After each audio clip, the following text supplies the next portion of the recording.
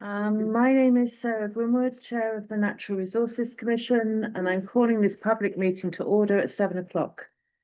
Tonight's NRC meeting will be a hybrid in-person and Zoom meeting. We have a microphone set up on the commission table and plans will be projected through the TV monitor. If you're presenting via Zoom, please turn on your audio and microphone when it's time for you to speak. Following the presentation by the petitioner and questions from the commission, members of the public will have the opportunity to ask questions and provide public comment. Please identify yourself with name and address for the record. You can also raise your hand from your phone by dialing *9 and use *6 to unmute. All video screens will be turned off with the exception of any commissioners attending virtually and the current petitioner. Once the commission has acted on an application, the petitioner is free to leave the meeting. In the event of any technical difficulties, all matters on the agenda that have not been heard will be automatically continued to the December 17th meeting. Please note that this meeting is being recorded. At this time, I would ask the commissioners to introduce themselves, please. Jim Smith, Thank Bill you. Camesa. Thank you very much. Okay, so as always, we will start with public comment. This is limited to up to 10 minutes with no more than 2 minutes allocated to any one speaker. Public comment is limited to items that are not on the agenda. Christine. Christine Denaro, 189 Commonwealth Avenue. First of all, I just want to say thank you for approving the charge for the Warner's Pond Management Committee. And I noticed that you or whatever, it was just recently posted on the Natural Resource Committee website that the deadline of December 5th to submit the letters of interest is on there. Thank you very much. So now I'm wondering, can you advise when the interviews will be scheduled for that? When will the members then be notified? And then when will the committee be able to have their first meeting? Good questions. So I like to think we'll start interviews. Well, let me preface. At the moment, we're interviewing for members for the NRC. Okay. So I'm trying to get that out the way first so that we can make sure that we have a full committee. So I'm not expecting us, well, I'm definitely not expecting us to do any interviews for the Warner's Pond before December 5th. But hopefully very soon after that, we can get going. It's all going to depend on scheduling, of course, and how many applicants there are. But my goal would be to just get on with it and have it done before the end of the year. But, you know, no guarantees because of Christmas schedules, holiday schedules and such like. Yeah. That'd be great. Yeah. Yeah. That would be, yeah, we definitely want to get this done as soon as we can. Okay. Thank you. Okay. Bill, you had a comment? No, just curious, and it's made sense. I understand you're gonna be busy.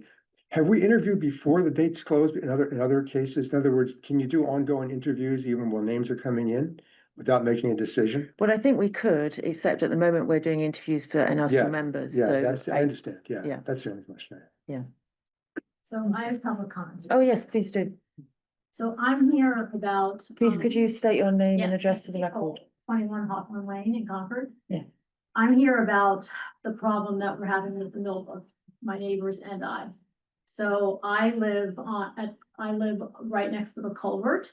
And in 2022, I started a conservation project with DNR, filed an RDA, spent over $40,000 clearing invasives, engineer, do a whole planting plan. There was lots of revisions, everything went on. It took until 2025 to finish. The project finished in July and actually end of June. And my master gardeners who I hired, who also took continued education to do special for the plantings, alerted me that there was problems in the Millbrook, that it was filled with debris, filled with mud, lots of trees that were dead, clogging the culvert. And they were very concerned that the water was going to start to really come up onto the property. So I alerted Julia. I've had many communications. Mostly I wasn't replied to in most of my communications, but eventually CPW did go out and clear the culvert at one time. And then when one of my neighbors and I couldn't get any communication back from DNR, we actually came to the office again, and that elicited another response. They went out again for like 20 minutes to clear the culvert. Apparently, we're thinking that the problem is beavers, but we do not believe it's a beaver problem, because the water is flowing onto the water flows on the other side of the culvert. But every time there is rain, the debris and the muck and everything from the millwork, which is in very poor condition on our side, fills the culvert. So as soon as CPW comes and cleans out the culvert, the water recedes for a day and then backs up. So my conservation project that I spent almost 3 years doing, completely destroyed, ruined, underwater, gone. And all the special trees that Delia asked me to plant, killed, everything done. So while I understand from Delia, the law, that doesn't make the town responsible to replace which I will deal with on another level, replace my conservation project. We still cannot resolve the issue of, I have a pond at my house that doesn't belong there, with blue herons and ducks living in the pond. And I now am going to have to engage a wetland scientist. I've had my engineer out there already. I now have my septic guy coming. Delia did advise me that some of the neighbors were contacted by the Board of Health with regards to seeing if there was impact onto their septic systems, the driveways and their basements. Well, the one home that has a pond is mine, which where the water is up towards my garage, and I have photos. I was not contacted by Board of Health or DNR to see what any impact was on my property. Okay, so I'm gonna stop you there, Nancy. I'm so sorry you've been going through this. I live very near you, so I've actually seen the damage to your land just from walking past. And yeah, it's terrible. I was very excited about your project, and I can see why, you're so distressed about this, understandably. I know, you've had a lot of back and forth with DNR, as it's been explained to you. It is CPW that manages the culvert. My understanding is that they have been out, and I think your gaps in communication, my understanding is because the messages and need for some help has been passed on to CPW, and then maybe That's that not was accurate. okay, well, Continue. and my understanding is also that there's been 4 beavers trapped as well, so we have been sending out trappers. Right, so there were, so initially when you had reached out in the summer, we had another beaver problem further downstream, and I had advised that I thought that resolution with those beavers might address your concern and to reach out. So you did reach out, and I sent that correspondence to CPW. They checked the culvert. They didn't find any blockage at that time. Which I don't understand, because my I- master gardeners pointed out the blockage, and obviously the water was already on my property, already starting Right. to, so No, I know, where does that come from? I'm not sure where that comes from, but I echo Sarah's understanding for your distress around this. Because I drove by there again this morning and saw that there was additional still water. And I've reached out to Public Works to see if they could go out and check it, and I haven't heard back yet on that. But we did, after you had reached out in September, the Board of Health was reaching out to different residents. I'm not sure why they didn't contact you. But we then, we knew that there were beavers out there, and I would expect that's where some of that issue is coming from, if not entirely. So the trapper went out, he caught 2 beavers, and then, the traps went quiet. And so he felt that it was, cleared of beavers in the area. And so at that point, CPW was able to again clear the culvert, because they can't do it at the same time that the trapper is working the traps, because it just interferes with those operations. And then I think you or one of your neighbors reached back out shortly after that. And so we sent the trapper back out. He thinks 2 more beavers moved in that, 1 or 2 week time frame. So he, as of last Friday, had trapped 2 additional beavers. And Public Works went out Friday morning to clear the culvert, but it's, you know. Sounds like it's blocked up again. It- then. it- Well, it- we can see. They clear the culvert Mhm. and within 24 Yeah. hours, it's completely full. The problem is, there is so much, there's the Millbrook on our side of the Millbrook behind Lexington Road is in such poor condition Mhm. with probably decades of like trees that have fallen down Yeah, and things that have built it. There's so much debris in there. The moment it rains, the debris now, and this was during the drought Mhm. of the summer Mhm. when No, I understand. this was still filling up. Now, if there's any bit of rain, it completely comes and fills back the culvert. So Mhm. there needs to be, what I'm here for is to find out what is a plan to not just like put the Band-Aid on every single time this Mhm. happens, because it's not helping our properties. It's our properties, my property is completely underwater. Mhm. What is the plan to clean the Millbrook or manage whatever Mhm. debris is in there to clear the debris and not just go for, because Mhm. since I live right there, I see when CPW comes out, they've never been there for more than 40 minutes. So they Right. come, they go.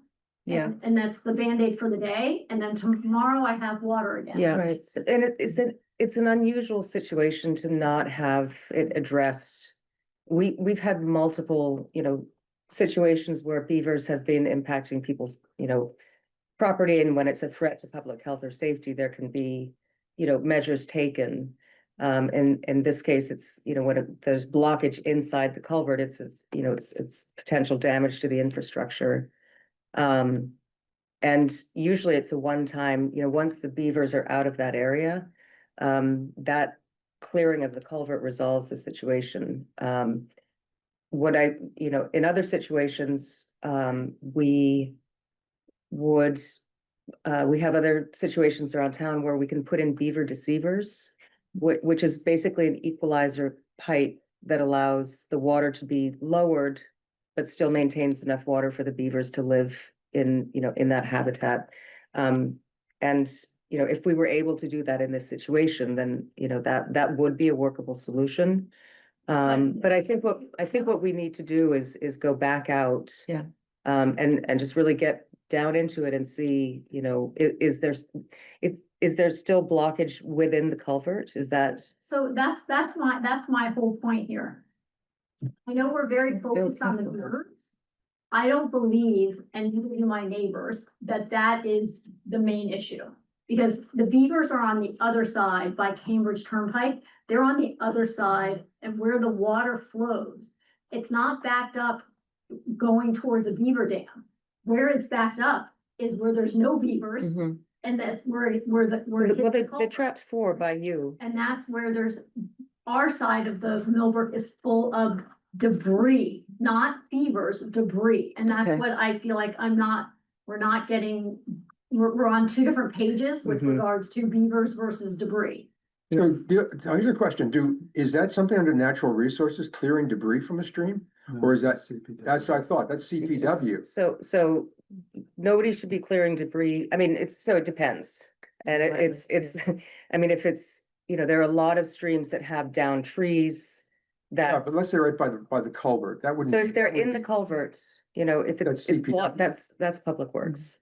Yeah. And if it's trapping, that's Board of Health. If it's, you But know, Public Works says that they get their guidance and their Mhm. their directive from DNR. So when we go to CPW, they send us Yeah. back here. Yeah. so right, I mean, previous- I'm sorry, I know it's Mhm. frustrating, and I apologize, because you have been going through this for months now, and I appreciate that. And I could have just brought a bulldozer into my yard and cleared out everything and just made this horrible mess. Instead, I've spent years and tens of thousands of dollars to make this beautiful conservation plan that was destroyed in 30 days because nobody listened to me Okay. and just destroyed it. And it's completely. So it sounds like Nancy, CPW, we need to get them to go out again. Delia mentioned the possibility of looking at whether beaver deceiver would work in this area. Clearly, something needs to be Mhm. done if we can. Yeah. So we'll make sure that gets followed up on and And then I Hope would love it fix it. if I could get copied on what the updates are, because that's also what I asked DNR to do, but Christy and I, neither one of us have been copied on anything. We never know when CPW is going out. We never know Okay, so anything. do you have a contact at CPW's? Because maybe it's CPW that should be, Have my email addresses. okay, but maybe it's them that should be copying you. But we'll follow up and see if we can get, Okay, keep because working on that. Something has to happen here because it's destroying our properties and that maybe what I spend is not a big deal to anybody else, but it is a big deal Of to course. me. Mhm. And it is important that our properties are not ponds when they Of should course, be and you had a ponds. great project. It is very disappointing. So Okay, hopefully, well, thanks. they can get back to me with a plan. That would be great. Okay, thank you. Do we have any other well, we're probably over 10 minutes. We are. So we'll have to Tonight, let's see if there's anybody else. So- Is there anybody else? No. No, okay. So, we have to approve meeting minutes on the agenda, but they weren't quite ready, so we're gonna move straight on to commissioner comments. I have a comment in that I'd like to welcome Paul Baum today, because Paul is our new, select board liaison for NRC. Good. And also I'd like to, just thank Mark Howell for, I don't know how many years he served as our liaison, but it's good to have you, Paul. So welcome. Yeah. Any other commissioner, Will fill his big shoes. any other commissioner comments tonight? Nope. No. So Delia, over to you for the director's update. Okay, so the first thing is an update, further update on the MIG stockpiling activity at 1175 Elm Street. I copied the commission on the violation letter that I issued to MIG yesterday, where I requested a restoration timeline and plan by December 10th, as well as invited the contractor, to attend the December 17th meeting to discuss possible enforcement and next steps. At the same time, the town manager is working with town council to determine whether any additional measures should be taken, given that the contractor's material and equipment remains on the site past the November 15th license expiration date. And then finally, we received a request for determination of applicability for that site from a Concord resident on Monday. He didn't consent to waiving the 21 meeting day requirement, so we'll need to schedule a separate meeting for that RDA prior to our meeting on December 17th. 525 Lexington Road. Let's see, the CRSC identified a landscaping encroachment within the Miriam Close conservation restriction. I copied you on a letter that I sent to that landowner, and we met with the landowner's representative and members of the Miriam Close Trust, and have requested that the CR boundary be staked in the field and a plan developed to identify the encroachments into the CR, and we'll continue to work with them to get that. Have the owners confirmed yet that they will do that? They have not yet confirmed. So I think I sent that out on Friday and I haven't heard back yet, so we'll follow up if I don't hear. And then Walden Pond Reservation. On Sunday, November 23rd, DCR will host architect Marianne Thompson, who designed the award-winning visitor center, along with the author of let's see, Carolyn Constant, who is the professor emerita of architecture at the University of Michigan, author of a new book, Between Shadow and Light, the work of Marianne Thompson. So that was is designed to sort of highlight the work of Marianne Thompson for the, the award-winning visitor center and other works that she's been involved in, and that's it for me. So When did you say that was? when do we have to have this meeting by that we're trying to schedule? This By December 8th. by December 8th. Mhm. Should we try to find a date now? You do it at the end? Yeah, I think I'll just do Okay. it offline. Okay. All right. Were you gonna mention Garfield Road as well, so they can Oh. knows where we are? Yes, I'm sorry, did I skip that? So 150 Garfield Road, we had a site visit. I think most of the commissioners were in attendance at that site visit when we talked about developing a restoration plan. We had initially suggested that they attend this meeting. It is a full agenda, so we asked to have them submit the plan in time for the December 17th meeting. And they're really cooperating and moving forward with stabilizing that slope, so that's all good, yeah. Okay, thank you, Delia. So we have one continuance till December 17th without discussion. I have a motion, please. I'll make that motion. I move that we continue without discussion, the notice of intent for 874 Barrett's Mill Road. DEP file number 137-1719. Okay. Thank you. And the vote, Jim? Aye. Aye. And I'm an aye as well, thank you. Okay, we have these two continuances today. The first one is a notice, request to amend notice of intent, Concord Public Works Engineering Division. This is about the Spencer Brook Road right of way. Who do we have? Oh, hello again. We have Jason and Matt from Rice Piers. Mhm. If you have any questions regarding the plans and the comment that was submitted, we had multiple meetings with the DP, Natural Resources Department, DEP, and address all of the comments that was provided by DEP. And now we're speaking to get the OCC for the project. So, and that was the last piece that we were waiting for, wasn't it? Just to have them approved. So, But do they, does DEP have to do something besides at this stage? So what, and I think it'd be helpful, Jason or Matt, if you can just very quickly run through what the changes were that were made to the plans. Sure. Before you do that, just, so the DEP, once, if the commission approves the amendment, and issues an amended order of conditions, then DEP would basically lift the appeal. Okay, They did it as a placeholder because they only had 10 days like any appellant. And they wanted to ensure that they had questions that they hadn't seen addressed. And partly that was just a miscommunication in terms of usually we get a response to comments that is, the comment with a response, but it came through to DEP as a brand new notice of intent. So there was a little confusion. okay. So the action item here is that this is before us to approve the amendment. Upon issuing the amendment, the DEP will take a look at that, and presumably, since they've all agreed to all of the changes. Yeah, they'll they just- have looked at it and said that they are comfortable with them. They're satisfied with the Okay. revisions. And then they don't have to do anything further. Okay. Thank you. okay, I'll just open for any public comments. I thought we were gonna, I thought Delia. Oh, I'm There you sorry, go. yeah, Yeah. please, jumping ahead, sorry. Okay, yeah, good evening to the commission, Jason Gallant on behalf of Wright Pierce and CPW. So as Sammy indicated, we've received comments, first in email from DEP. We met with them like this, then we met on site to clarify the intent of the project, and then that resulted in written comments being sent our way, which we that was back at the end of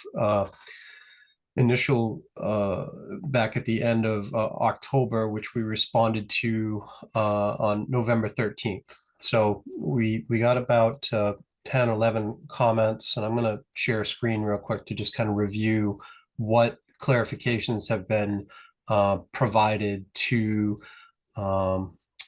DEP here. So if I can do that, share, you should be able to see my screen. Yes? Okay. Yes. Thank you.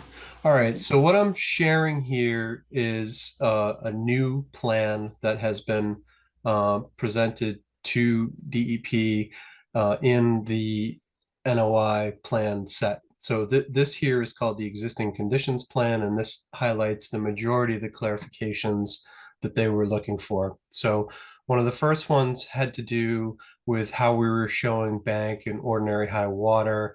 And what we have gone through and done is delineated, instead of the cores reference, we've delineated mean annual high water and revised that on the plan. So that line is shown as a MAHW, and we've got a blue line that shows that.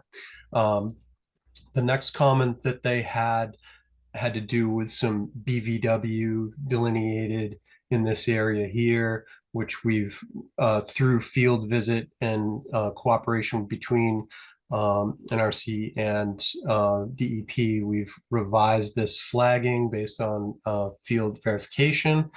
The next item that they commented on had to do with articulating on these plans the FEMA 100-year flood elevations. And with this plan, I'm going to actually go back a couple sheet. Sorry about that. I'm going to go here.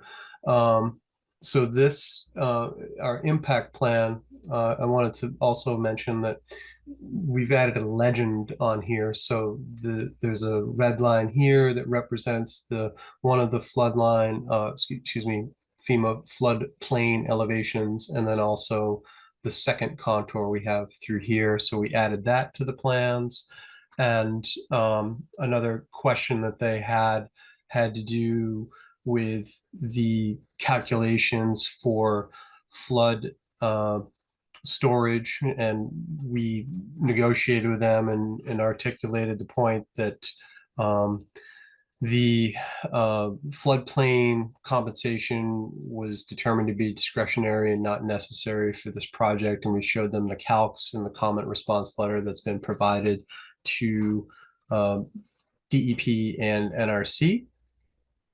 The next comment that they had to do with showing the resource area impacts with a little different shading and screening, and we've articulated those, and then we've given them also a legend, and we've articulated the actual square footages of impacts so that they could better understand that. The next element that they had asked about was confirmation of our bank full width measurements, and we provided additional documentation to that, alongside adding, you can see here Thalweg. We've added the Thalweg onto the plans and articulated that both in plan view and in profile view with the culvert longitudinal section, and provided that update to them. The next thing that they had talked about had to do with stream bed restoration and wanting to understand what the cross section looked like. So we went through and updated some information as far as showing the actual channel, a low flow channel at Spencer Brook, along with some side slope material and some designations on how the side slopes would be built with the natural stream bed material. A follow-up to that was that they wanted to also make sure we provided grain size distribution, pebble count, which we followed up with and provided that as an appendix and articulated that in the plans that were further developed that'll be going out for construction. The next comment that they had to do with the profile view and showing what we think the Thalweg would be. So we have this line depicting actual existing surface along the Thalweg, and then we have what we understand, if there wasn't a beaver dam here, what the natural Thalweg would be, and we showed how that's going to be restored through the project limits to be able to give elevations for that low flow channel so that that can be built back. The next item that they had asked about had to do with just providing the stationing there, which we did, and confirming the physical elevations of the proposed stream bed compared to the existing stream bed at key points along the project. So we added the elevations there. And then the next one that they had asked for had to do with truing up the culvert dimensions so that it was clearly articulated to match the narrative. So we didn't modify this, but we added annotation to it to show that yes, this is an 8-foot culvert, 7'3" interior width, and that the intent is to have nominal 6-foot clear above the stream bed. So we addressed that. And then one of the bigger points of discussion had to do with a pumped bypass option for water control. I'm going to zoom out here versus a gravity bypass system. So we compromised on this, and to minimize impacts, show a bypass system right down through the center of the existing structure that would require pumping. And then also there's a line here that shows a gravity system, and we articulated to DEP our understanding of the cost and resource area impacts to these. So as a compromise, we have bid alternates for these two water bypass systems. And we've also made sure that the inlet and outlet of the bypass systems go from and to the brook.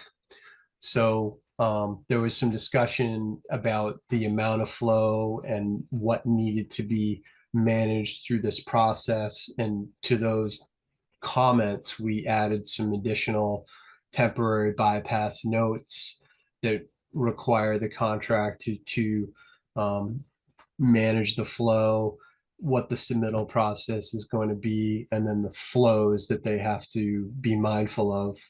Low flow on this is on the order of 7 to 10 cubic feet per second. But if there is even though we're proposing to construct the project during the low flow period, if we get a storm, like a 2-year storm, it would go up to almost 100 cubic feet per second. So for the contractor to be able to manage that, they have to make a submittal during the construction process that we would then review and advise or sign off on, that they can accommodate normal flows as well as accommodate storm flows that they would normally have to design to. Other comments that they had to do with how the dewatering would discharge. And as I mentioned, we clarified to and from, or from and to the brook.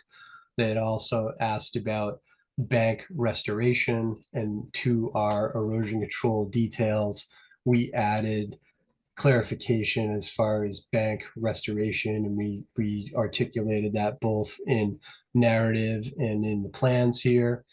And then they had some final comments as far as some of the erosion controls that we were showing to give the contractor best management practices, but without having specific locations for those detailed on the plans. They had suggested that maybe we just remove those.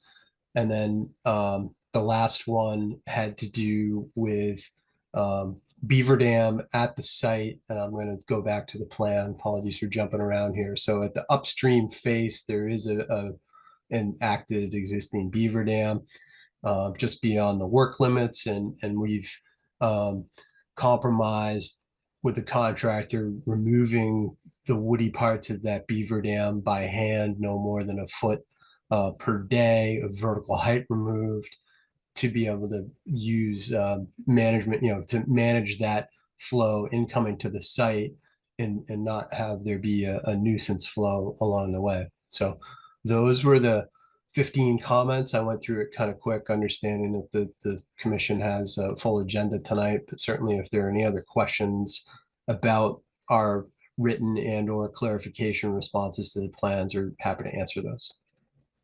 I would just point out, just to clarify, we don't think that's an actively used beaver dam. There's good. another beaver dam further up. Oh, thank you, Julia. Yeah, appreciate Yeah, that. I was wondering about that. Yeah. Yeah, okay, Yeah. okay, very good. Thank you, Jason. That was very helpful. I'm not sure if it's a question with respect to the plan or with respect to the amendment for the order of condition, but we have, we're gonna have like 53 total conditions on here. I didn't take a chance to go back and look, but are these the same 53 conditions that were on Yeah, before? That's a good question. So I mean, I they're think- very I think that similar. I think that, as I understand, the amendment is really acknowledging these various changes in the plan, but Mhm. then in terms of implementing the plan, the Right. conditions are. They're very similar. We did add an additional condition Sorry, that's Estabrook. We did a special condition, on dismantling the beaver dam that it needed to be done, uh, 12 inches within 24 hours. Oh, it's condition 26. And I'm just reading this and It says when dismantling beaver dam, the water level may not be lowered within any 24-hour period. more than 12 inches should be inserted Oh, yeah. between lowered and within. Not lowered. And that is work to be done by hand also, right? That's in there. Yeah, and that we have that there as the ma- well. The hand work is in there. Okay, so that, got it. I think that was the only additional condition that we added in. We just took the same order and modified it. There might have been something about BBW, but there's no longer. There's no longer Anticipate- impacts to the in- BBW. Yeah, impacts to BBW. But that was the biggest change. Right. Okay, you good? You good, Bill? Yeah, I'm fine. So now I'll open for any public comment.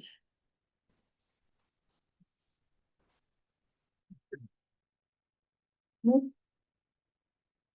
Okay, in that case, we can move forward with issuing the order of conditions. Jim, I believe you have that. Right, so, I move that we amend the existing order of conditions for the Concord Public Works Engineering Division project at Spencer Brook Road, DEP file 1371721, to include the amended changes to the plans, including the non-mechanical dismantling of the beaver dam upstream, revised thaw-weight profile, additional pump-based water division options, splash pad removal, and revised stream bed restoration plan.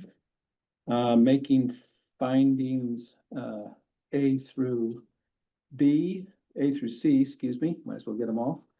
And in addition to standard conditions 1 through 20, adopting conditions 21 through 23, with the notation that condition 26 will be revised to show that the water, upon removing the beaver dam, the water level will not be lowered more than 12 inches within any 24-hour period. And you meant special conditions 1 through 53, I believe. 21 through 53, that's what it says. Yeah, oh, that's sorry, I thought you said, well, maybe I misheard, sorry. Oh, Okay. I tried to say 21. No, I. Well, I second it. Thank you very much. If I didn't, I'm not to. And the vote, Jim. Aye. And I'm an aye as well. Thank you, Sally and. Mark. Thank you. Thank you. Thank you. Thank you. Good evening. Good evening. Okay, now we have another continuance for 116 Easterbrook Road, DP file 1371726. Yes. What do we need for this? Lauren? David?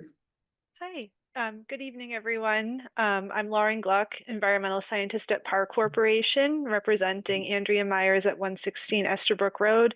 Also here with me are David Coet and David Presch, who did the engineering on this project. We submitted a response to comments for the NOI submission. I believe it was a couple weeks ago at this point. And in that letter, we responded to the Natural Resource Commission comments, as well as some comments from NHESP. We did not receive any technical comments from DEP at the time of that submission and still have yet to receive any, so we're not anticipating that we'll be getting any from DEP.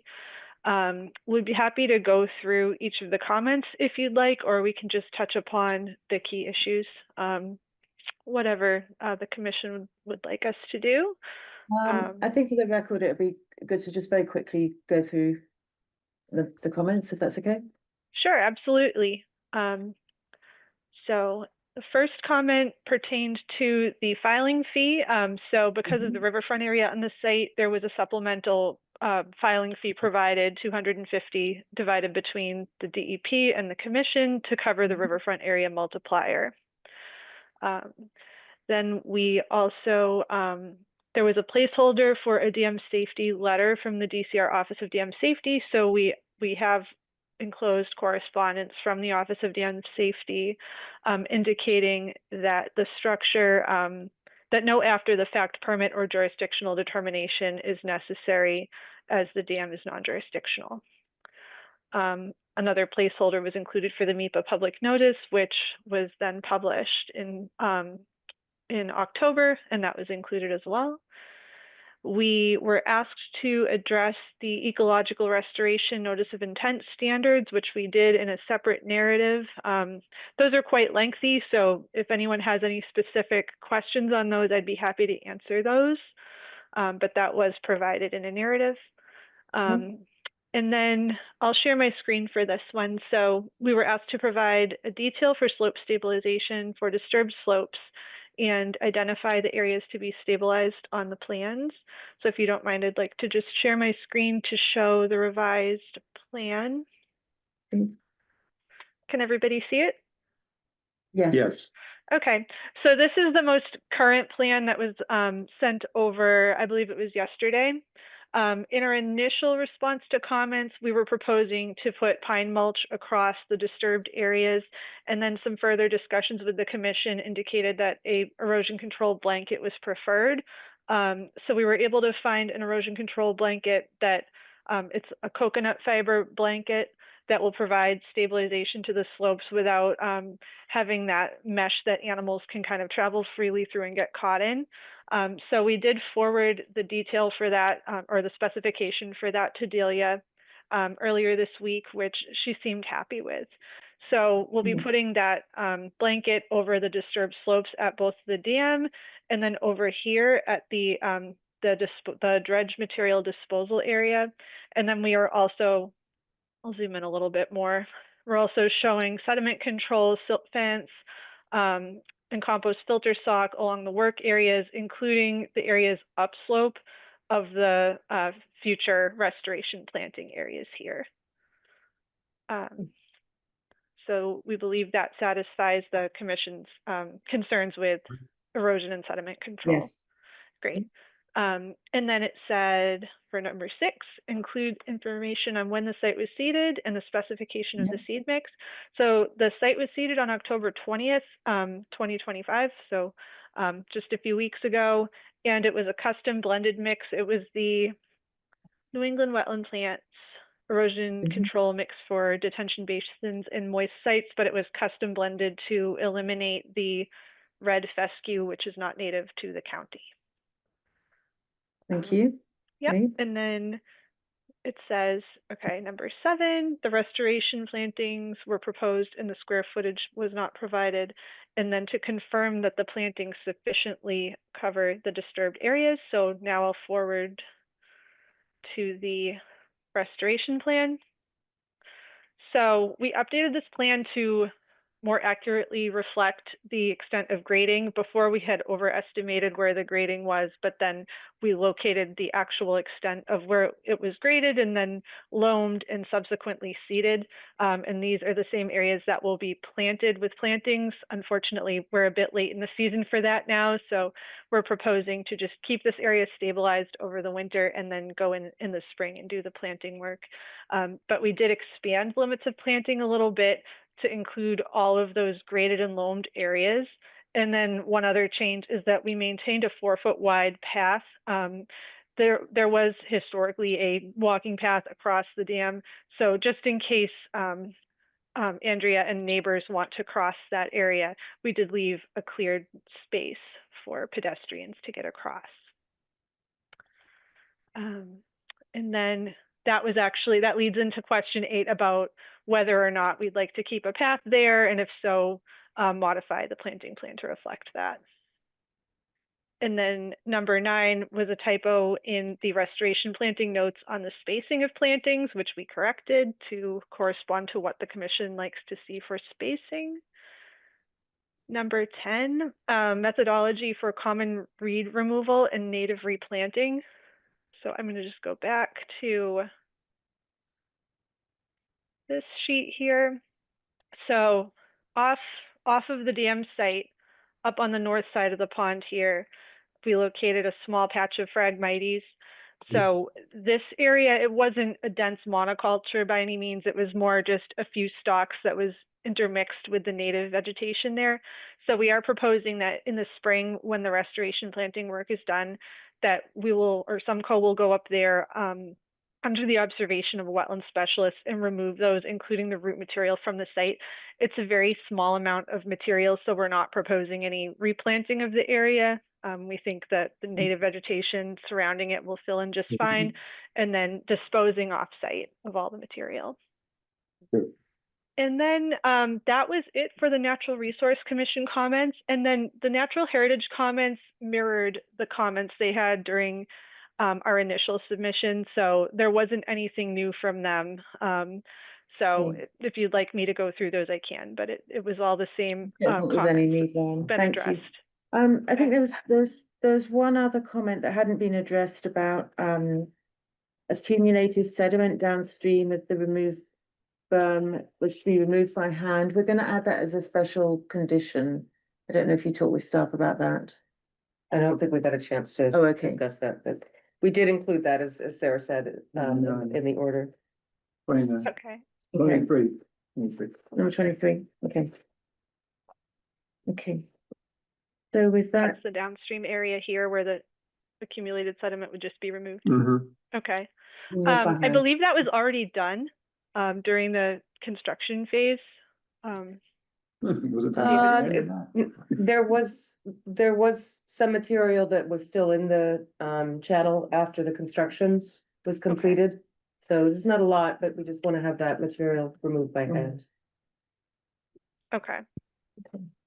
So, and Hi, then David, sorry. Yeah.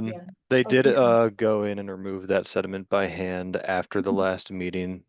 They went back to the site and had put in a silt fence, and they removed the pedestrian bridge. And at that same time, they went in with shovels and removed that sediment by hand. That was after our last meeting.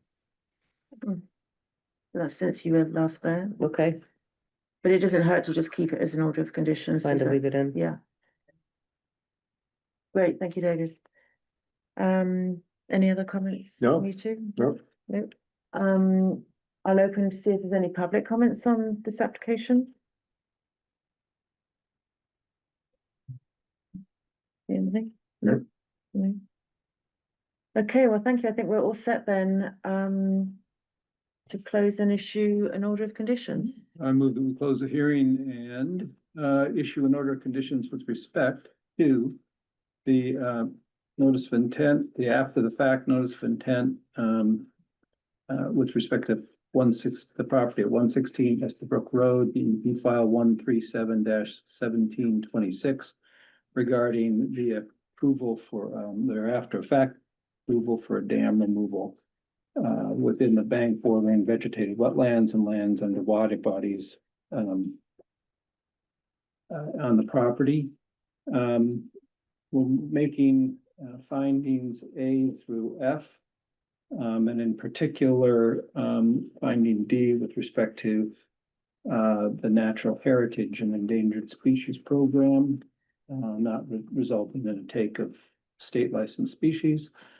And issuing conditions, normal conditions 1 through 20 and special conditions 21 through 23, including conditions 21 through 53, including condition 23 with respect to the removal of sediment downstream. I think I got it all. Okay, Thank you. I second that. Thanks very much, and the vote, Aye. Aye. and I'm an aye as well. Thank you Great. very much, Lauren and team.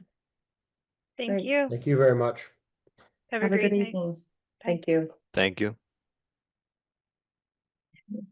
So now we're moving on to new applications, and the first one tonight is with MBTA for the Fitchburg line. Do we have Matt Donovan? Yes. Good evening.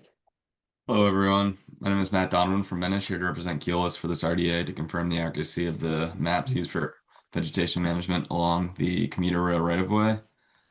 So I can start by sharing that map. Maybe, Matt, as you start showing the map, you could just summarize for everybody what are the color codings and point out the lines that are relevant. Yep. Just so everyone can get orientated, please.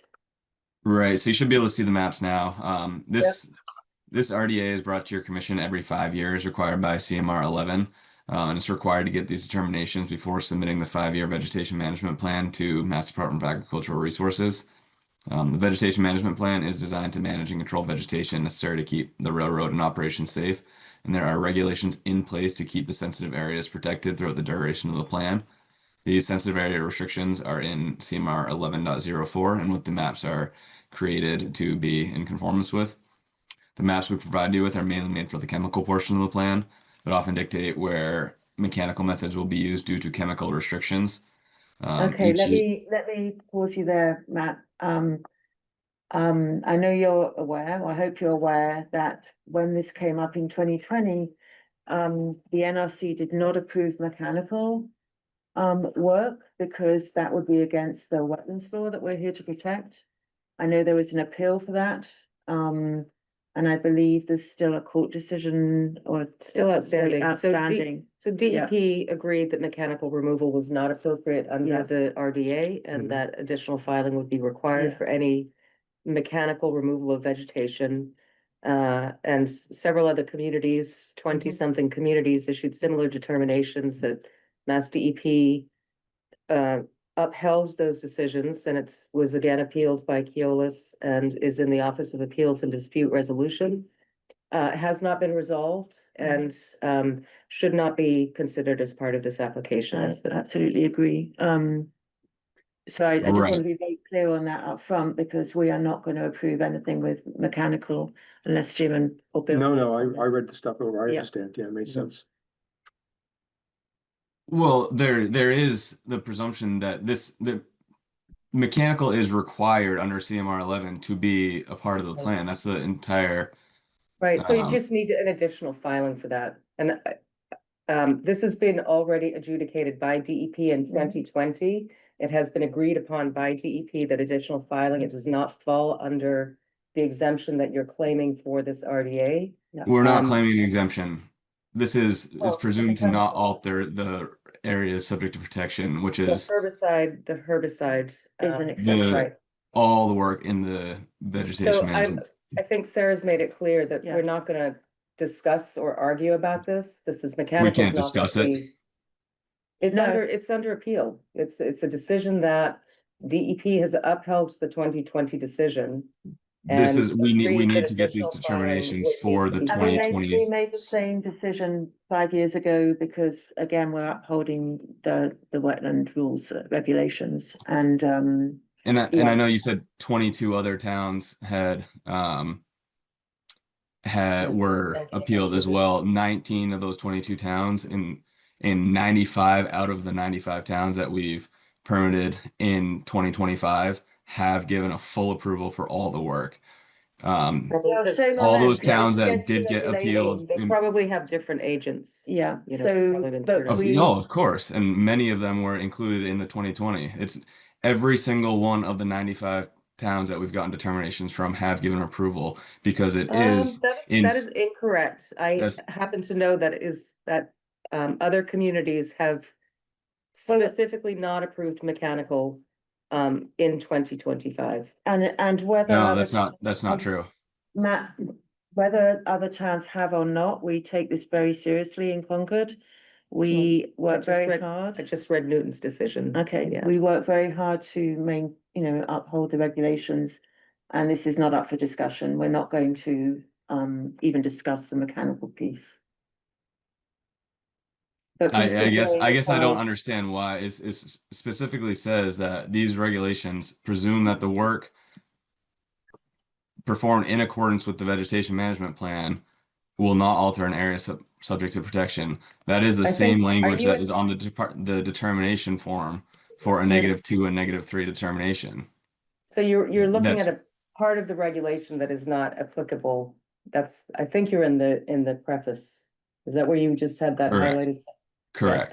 That's not part of the actual regulation. I mean, it is part of the regulation, but it's not where they're speaking about what is allowed. If you go to the section of the regulations and you, but you know, Which requires mechanical.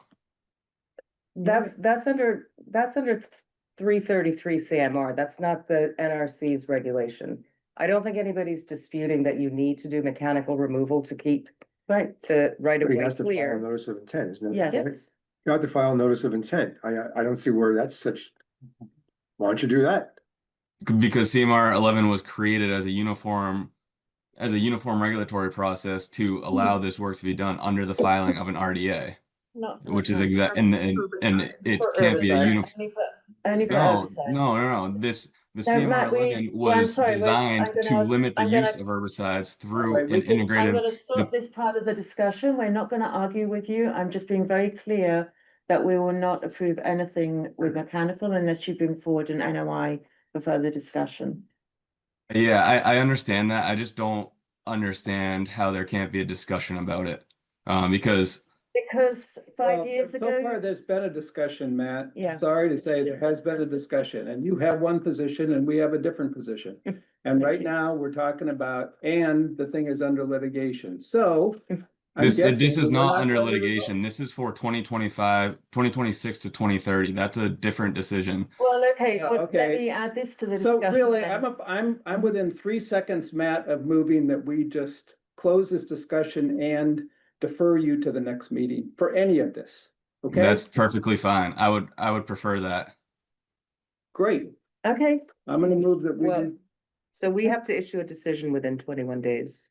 well, I would be happy let's- to. well, we're having a special meeting, So Anything? what would the goal of moving? Are Well, you I'm looking just for trying- additional information?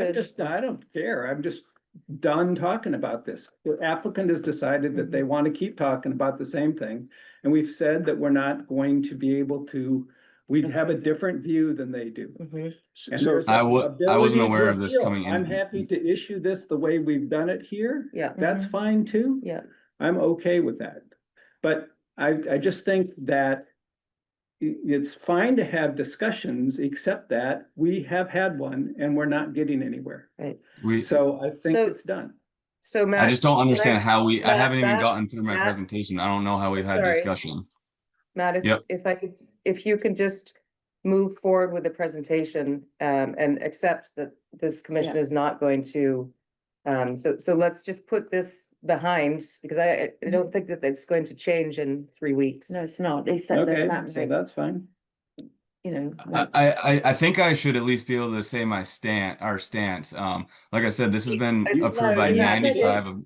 You've said it on mechanical. I'm happy for you to continue your presentation as far as making sure everybody understands what we're talking about for the herbicide treatment, and making sure that we're comfortable with the maps that we, are gonna be, hopefully approving. And, you know, once we've had that discussion and open for public comment, and if everybody's fine, then we can move forward and we can, move forward to, approve what you're asking apart from the mechanical piece. If at all possible, I would like to request a continuance. I was totally caught off guard with this. No, well, that you shouldn't have been, because we've had this conversation already, Matt. We talked about this several months ago. We've had this conversation, and Okay, it- so if you'd like to continue, if you're requesting a continuance to the December 17th meeting, what is it that you're looking to accomplish by pushing it off for 3 weeks? I'd like to send you the exact material that is our stance, and at least let you consider that, because we haven't had the discussion of what I planned and prepared to share with you today. And I would really appreciate being able to share our stance and at least have a discussion, or not have a discussion. But I was told that I can't continue with what I would want to talk about with the mechanical, and how it is, there is a clear pathway to approving this under the RDA process. Well, we disagree. I think we've just had that discussion. I'm happy for you to give the rest of the presentation. But as I have hopefully made it very clear, we've had our discussion on mechanical and we're not gonna budge on that. Yeah, and just to be clear that 95 out of 95 towns that we've gotten determination from have given the full approval. So I just wanted to make that very clear because that's not a lie that I'm saying. Matt, why would you not apply for a notice of intent?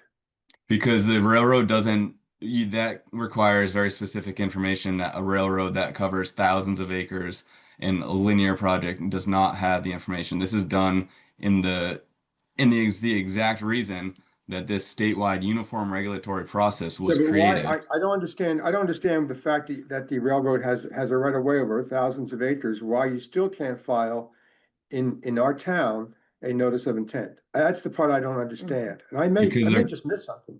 What is the Yeah, they're reason? constantly controlling the vegetation. It's constantly growing and encroaching on the right of way. Uh-huh. They don't, oftentimes they go out and cut trees that present a danger overnight. Sure, They don't endangered have, trees. Yeah, no, we hear that all the time. I still don't understand a reason. In other words, I think what you really ought to do is go back and try to reformulate this with a notice of intent. Does that seem reasonable to you? Well, no, because it's over no, 5 it's, years. Oh, it's over 5 years. Yeah. Okay, okay, now I and understand. this has created this regulation was created to, as framework to permit this work under the filing of an RDA. Well, no, that's where we disagree. So, I recommend that you go back and check on all the regulations and what you're arguing for, because as I Yeah, said, we can listen. disagree. If he wants to continue to, and wants to make his presentation, I'm happy to hear it. Yeah, okay. And I would, I mean, I would point out the current Wetlands Protection Act regulations are under revision. I think I did send you my comments in, I think, August. Yeah. And I wouldn't be surprised if there was a change that looked to address this. When, but will that happen before December 17th? No. No. No, so they filed That under would be easy. they filed under the current regulation. Okay, So this is, which. well, we have to uphold the current Correct, regulations. and DEP has agreed with that determination that mechanical removal is not included in the regulation currently. Yeah.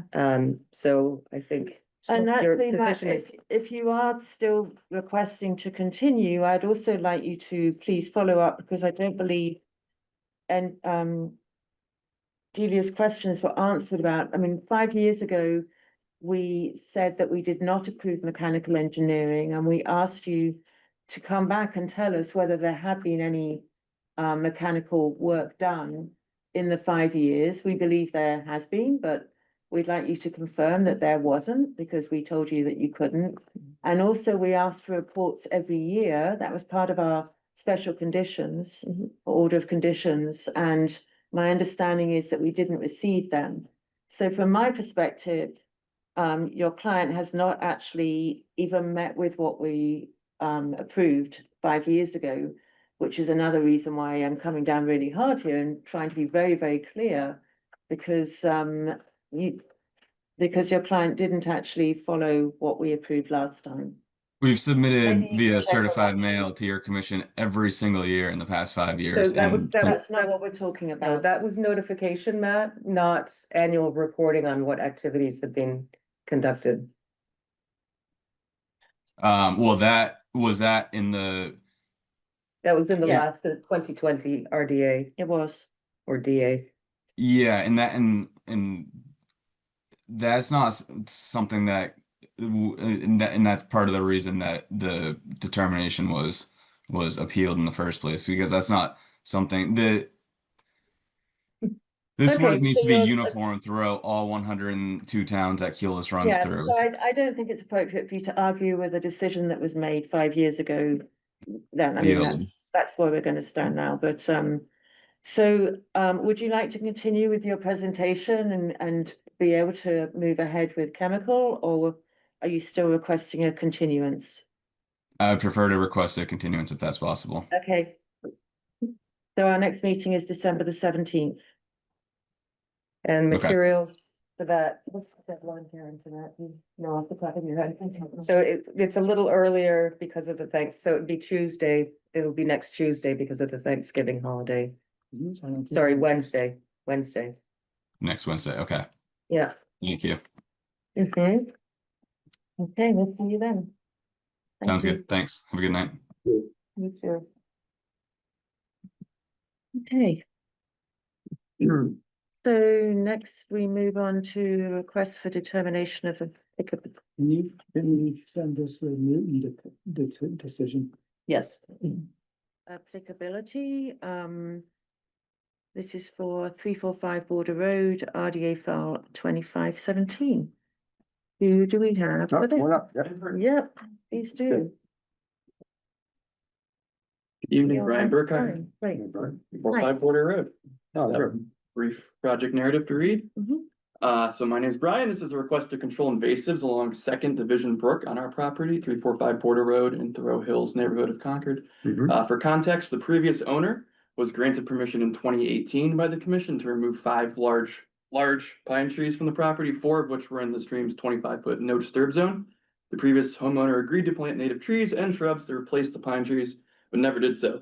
As a result, the extra sunlight and space has allowed the invasives to thrive, pretty substantially transforming the whole ecosystem there in a few years' time. We moved into the house in 2020, and for the first year or two, would see deer, ducks, turtles, and we think a muskrat once on the stream and on our property. In recent years, buckthorn bushes have enveloped by bittersweet vines, kind of have choked off the entire area, so much so the stream's not visible from our home or the sidewalk during spring and summer. We've seen no evidence of any wildlife that was previously prevalent. The bittersweet vines are also growing up trees and bushes bordering the public sidewalk and culvert, restricting access to both. We've partnered with Maddie Kazuski of Backyard Invasives, a firm specializing in invasive species removal and local to Concord, to consult on this project. In addition to hand removal of the invasives by Maddie's firm, again, primarily bittersweet and buckthorn, our plan includes restoration of native vegetation. Specifically, we propose replacing the buckthorn bushes removed with a proportional number of native bushes, and we will seed the area with native ground cover. There are several young oak trees, as well as native sedge bushes and ferns along the stream that will remain untouched.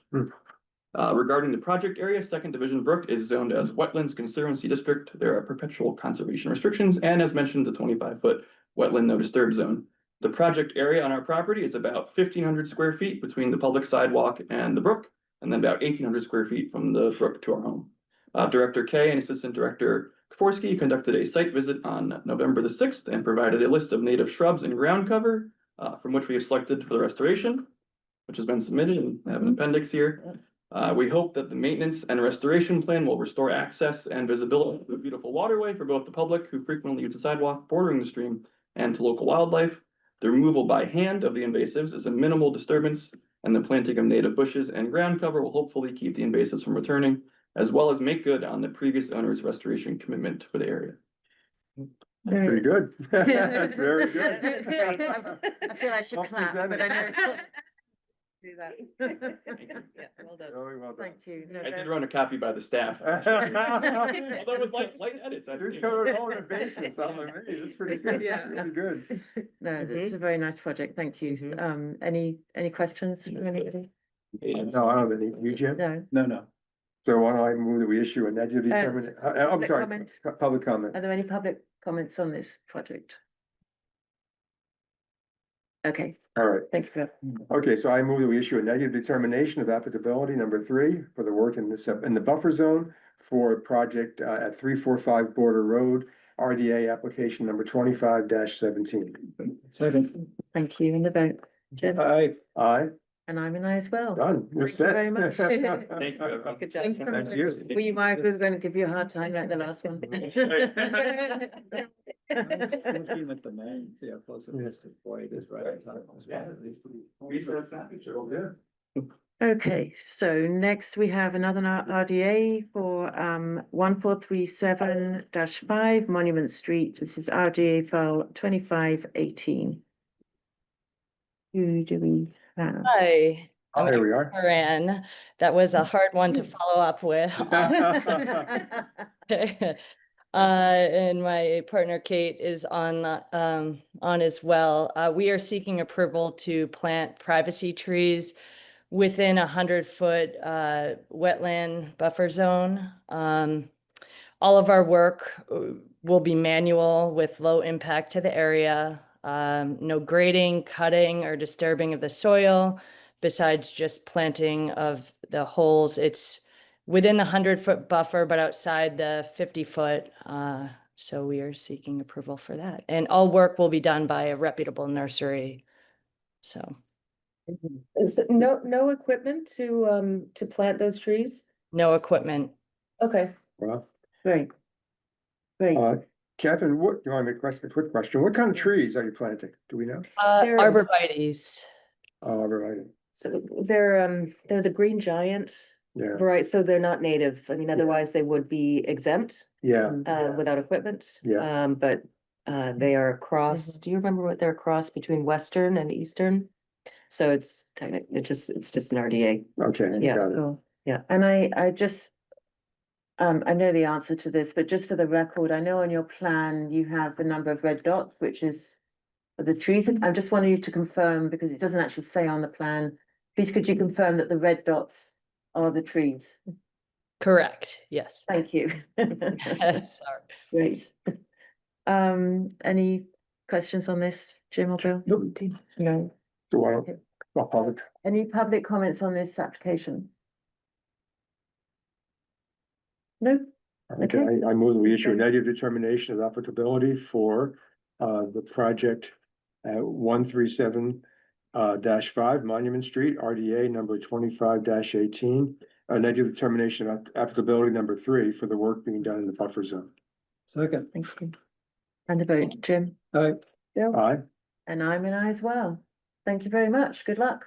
Thank you so much. We appreciate it Okay, have a good night. too. Okay, so next we have, Dots. Yeah. Yeah. How many? That was There's- a lot of dots. Yeah. 11. Yeah. There were 11. yeah, Wondering how many there are actually there. I didn't yeah, count. 11. Huh? 11, 11. you said, yeah. Okay, so next we have a notice of intent for 1533 Monument Street, DP file 1371727. Good evening. Yeah, come in. Hello. Good evening. So my name is Seth Donahoe. I'm with Bills and Royce of Design Group. To my left is Richard Gallant, property owner and applicant. We've submitted a notice of intent to the commission. It involves the construction of a deck on an existing dwelling. A large portion of that deck is over an existing patio and hardscape. That patio and hardscape is to be removed, so this deck will supersede that. Are you pulling the plan up? Yes, yes. Before we go talking 5,000 miles a minute. I'll put it up. Yeah, no problem.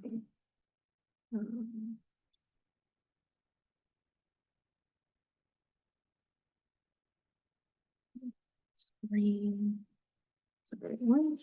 no problem at all. So just a brief overview on the property. It's 1533 Monument Street. This is on the northern end of Monument Street, western side of the road. It's an existing dwelling. It's at an odd angle and you can see it there. There's a BVW behind the house. It's a little blurry on your screen, but the existing house is only 25.8 feet off of the BVW. We have received some comments from your department. Some of that involved clarifying or adding some additional dimensions. We'll do that on any subsequent plans that come out of this conversation tonight, but I have some of those numbers just to aid in our conversation tonight. So there's a bump out on the back of the house. That's 35.5 feet from the wetland. So if you go south of that 25.8 foot dimension, that bump out is 35.8 feet.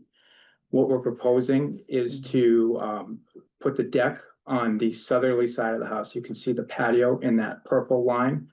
And there'll be a projection of the deck on the right side of this plan. You can scroll over a little. That's the proposed conditions. So the bold line behind the house, that will be the limit of work and erosion control barrier, except for a restoration area, which I'll get into a little bit later. The deck itself will only project 6 feet off the back of the dwelling. So the closest point of the deck is 42 feet from the BVW. So the closest point of the proposed deck is further than the existing house, both the closest corner and the existing bump out in that case. On the second page of this plan, and you don't have to. Can I just ask a question? Go right Sorry, ahead. before we move on. So I'm a little confused then because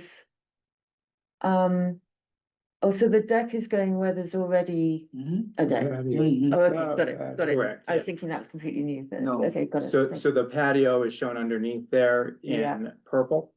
And that's a full bluestone or hardscape patio in that area, essentially an impervious I area. was thinking more about the bit at the front, Or the back, actually, the back or of at the that, back. back of sorry. that house Because that, it that, goes that, into the 50. yes. Correct. So there's a 6-foot extension off of the back there to allow them to walk around to a kitchen area essentially. There's a small addition, that's the brownish colored hatch. It's labeled proposed addition, and that's over an existing deck in its Oh, entirety. it's over, okay. And what we've broken down on the second sheet, and you don't have to jump to that, Rose, that there's a tabulation of Okay, all of the different areas that are being proposed, and then it backs out the portion that's over the existing. okay, I just structure. wanted to check we weren't putting more into the 50, but it sounds you- like that's not the case. But you are, Yeah. You are. It's not closer than the existing structure. it's not closer than Oh, the, of course, that rule, Yeah. yeah. Oh, I okay. see, okay. Yeah, yeah, Yeah. got it, okay, thank you, Seth. That was really helpful to have that information. Yeah. I thought pretty clearly The identified. tabulation, Yeah, Yeah. we've gone through this a couple times. yes, thank you. Yeah. Well, I appreciate that you take that, take that and use it moving forward.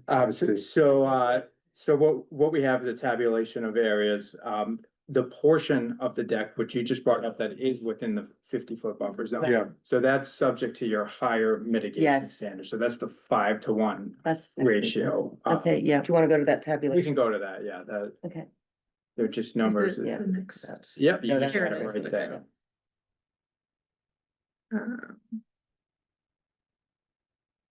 No, On the you were- page, Sorry. just- Okay, That's all right. sit there on the right. Oh, here it is. Yeah. Sorry. There you go, yeah, okay. So we've broken it down. On the left-hand side is the totals of everything, the total of the deck. Round numbers, 1,200 square feet. There's about 770 square feet that's over the existing hardscape that's to be removed. So they're basically building the structure over an existing structure. That'll be ground underneath it at the end of this project. So we backed that number out, and then we've given you in square footage what's gonna be required to be mitigated for at your 1-to-1 ratio according to your policy and the 5-to-1 ratio. And that leads us to the proposed restoration area. The BBW, the lawn goes right up to it. So it's grass right up to the BBW. So we're proposing to restore a section of that behind the deck, and that'll be with native plantings. Mhm. That was sorry, can you move it back to the plan? Mhm. So what I'm talking about now, The yeah. trapezoid So- figure back in the. Yeah, back. so there's a blow up Yeah. of that particular section, so that's shown in less detail on the first page, and then we've shown the actual Mhm. plantings with the planting table. So that area will be planted with trees, shrubs, and native seed mix. The trees and shrubs alone equate to your required mitigation for the proposed structure. The seed mix was not counted in that. But that will be in that area, so the lawn area will be restored to essentially a improved buffer zone in this scenario. Could you scroll up, please, so we can see the planting list? It's down here, actually. Red maple and blueberry. The word, oh, this is Pinkberry. the wetland plant list, okay. And, yeah, that's okay. So what you're seeing, New England Wetlands plants, that's their standard seed mix. This Yes. is a wildflower mix in this case. Yep. And then on the left side of the screen is the actual trees and shrubs that will be installed in this scenario. Great.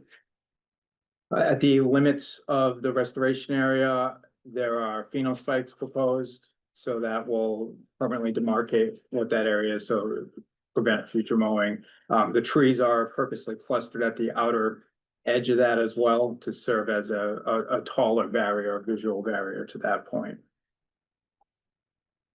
And so that in round numbers is why we're before you tonight.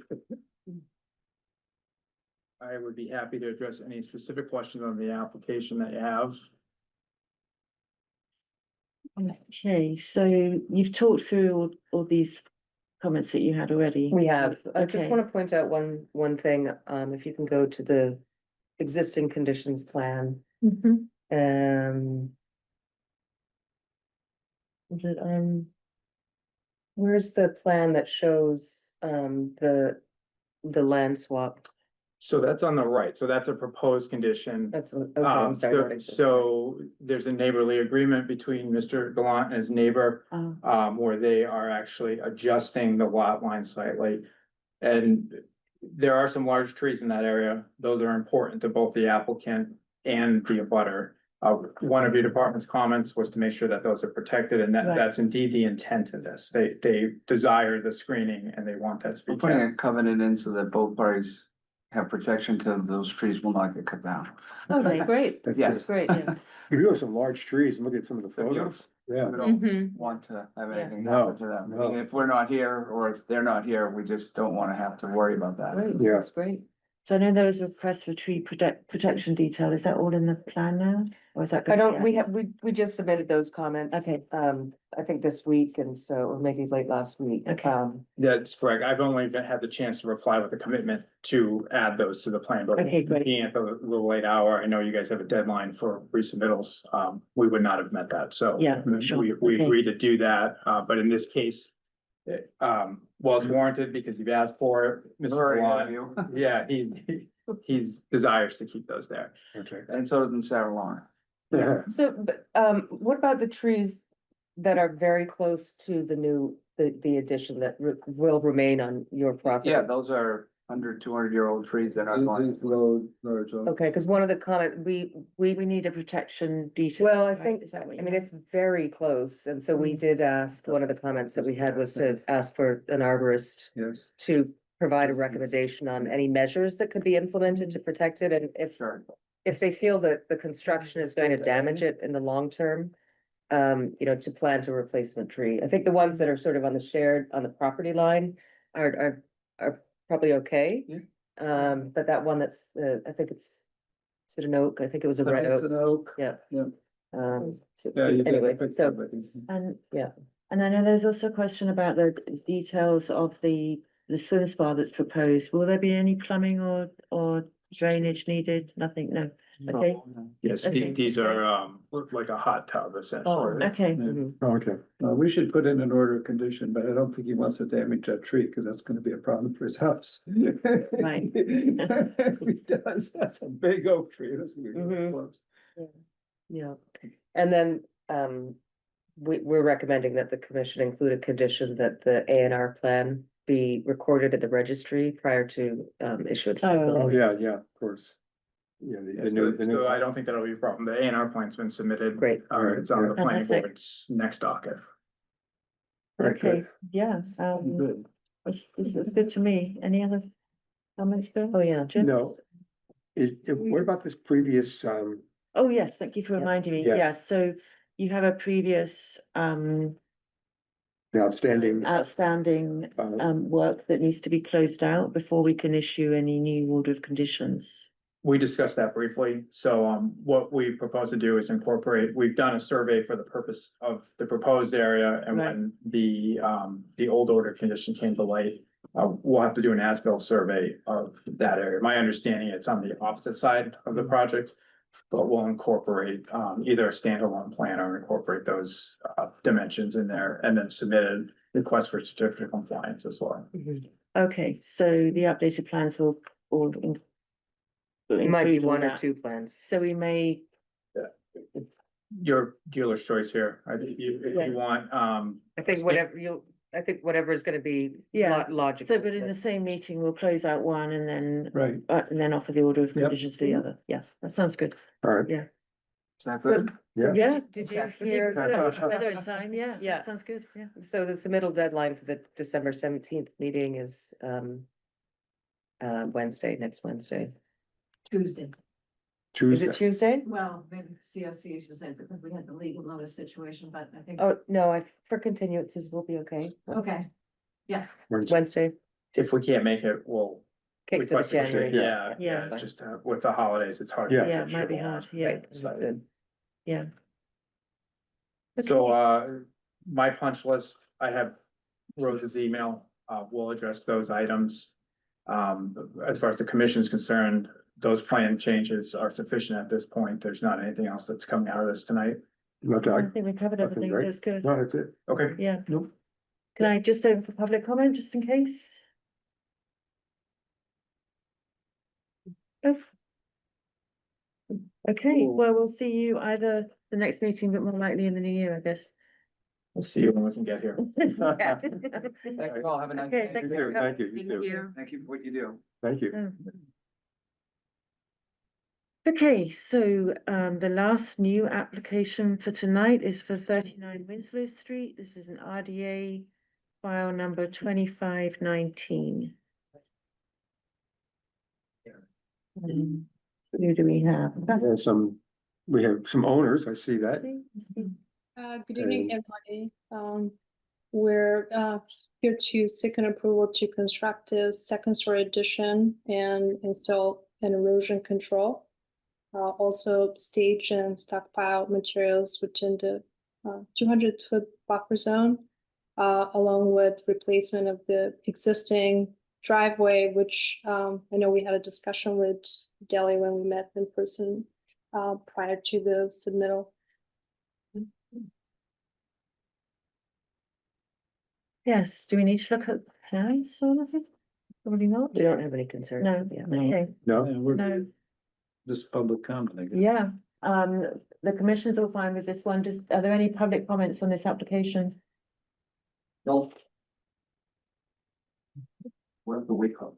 Yeah, Yeah, yes, I we know. obviously no. Okay, so we can, where are we? So I'll close, Thank you. we'll issue, we'll close the hearing, issue a negative determination of applicability number 3 for the project located at 39 Winslow Street. I'm making this motion for RDA number 25-19. Second. Thank you, and the vote. Sorry, Jim? sorry, just What? just to, it's not a hearing, it's a meeting. Close the Oh, hearing. yeah, Close the meeting. close the meeting, Yeah. right. Yes, as amended. You still second, I'm Jim? still second. And the vote, Aye. Aye. and I'm an aye as well. Thank you. Thank you very much. Thank you. Have a good evening. Yeah, good luck with the project. Thank you.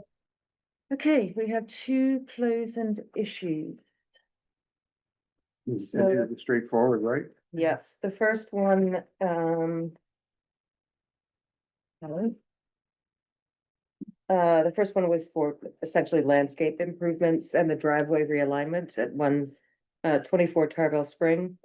And the second is for the second story addition on a slab foundation at 108 Comerford, and that one recalled that they moved one of the 2 sheds.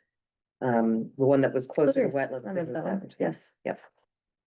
Okay, Okay, so shall I move both of them at once or one? at a yeah, do time? we have to go through the, No? No, you just have to. read it. we just have to, yeah. Okay. as Just read usual. the Okay. letters. So I move that we close and issue an order of conditions for 124 Tarbell Spring Road, DEP file number 137-1723 with findings A through C and special conditions 21 56. through 56. Second.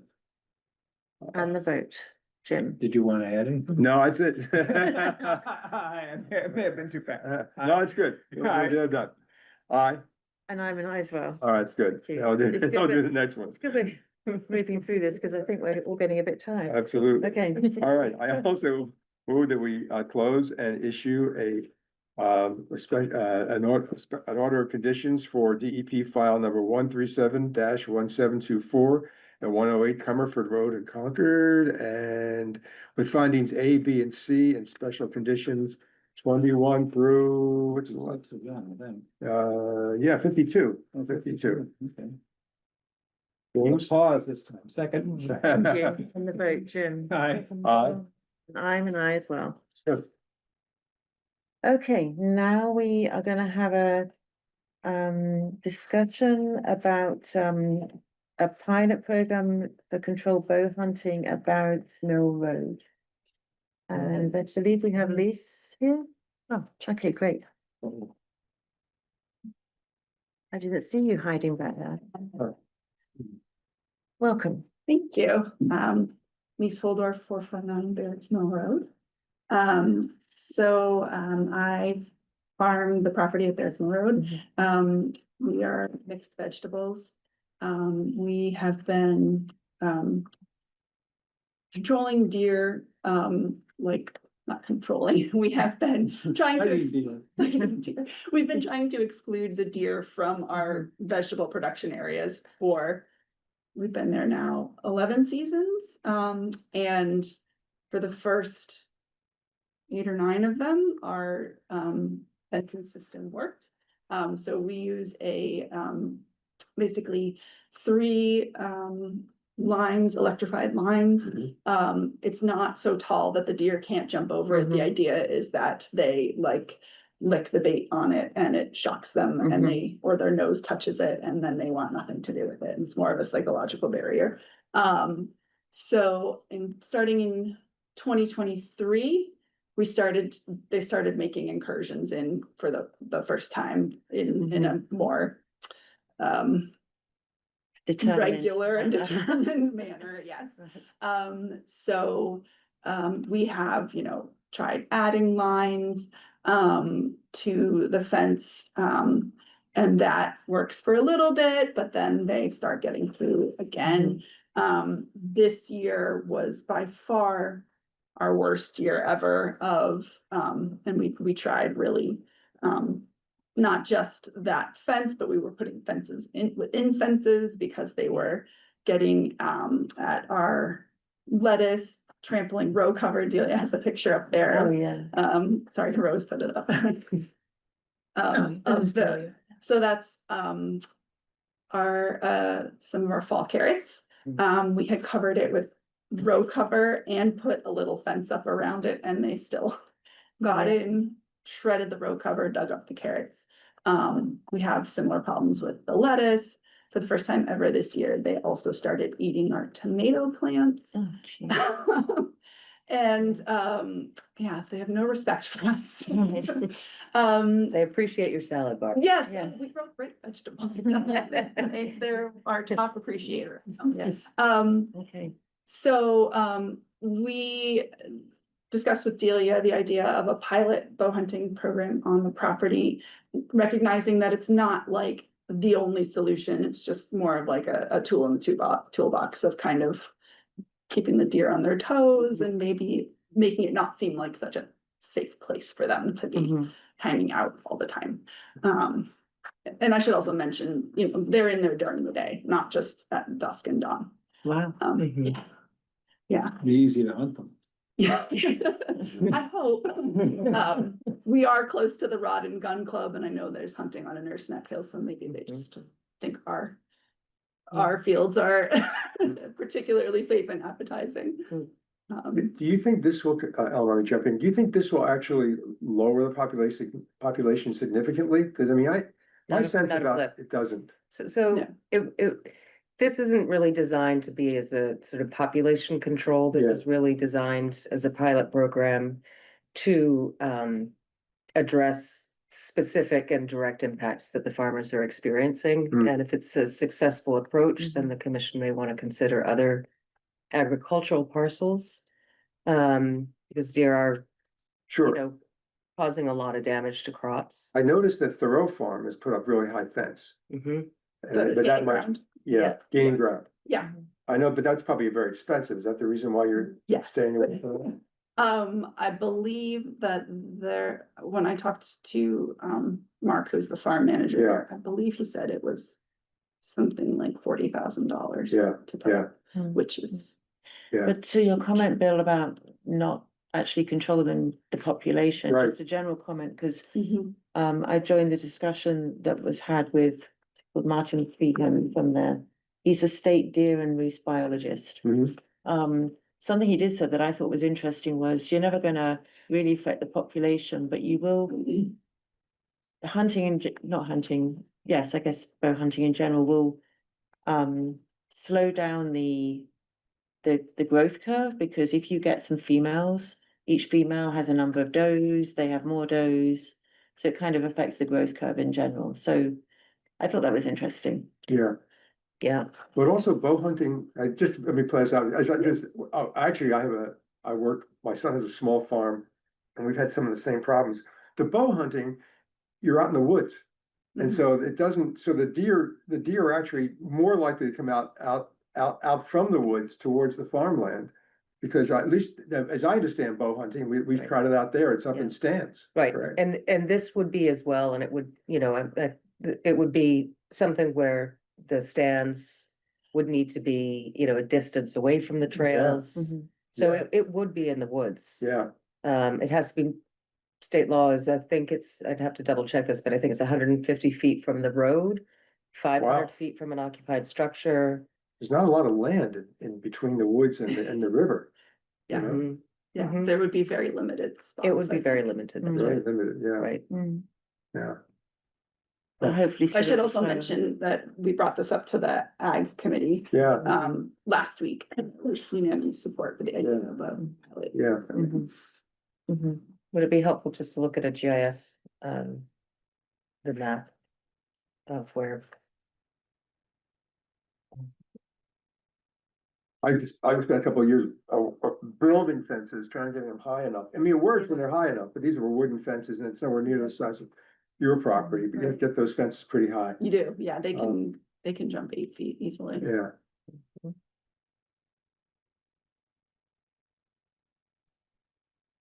Okay. So I'm just looking at the thumbnail, but we don't, is there a specific proposal? Are there specific proposals or is just to allow the bow hunting within the regular rules, but just on this, I mean, the regular state rules? So do you maybe So we can talk to what we learned from Martin? I did Martin online. I can't. Yeah, he is, he's good. Okay. I mean, I think the way that this would be approached is a hunter would, submit a request. We would issue a conservation land use permit Right. with conditions. And it's only, you know, it would only be bow hunting.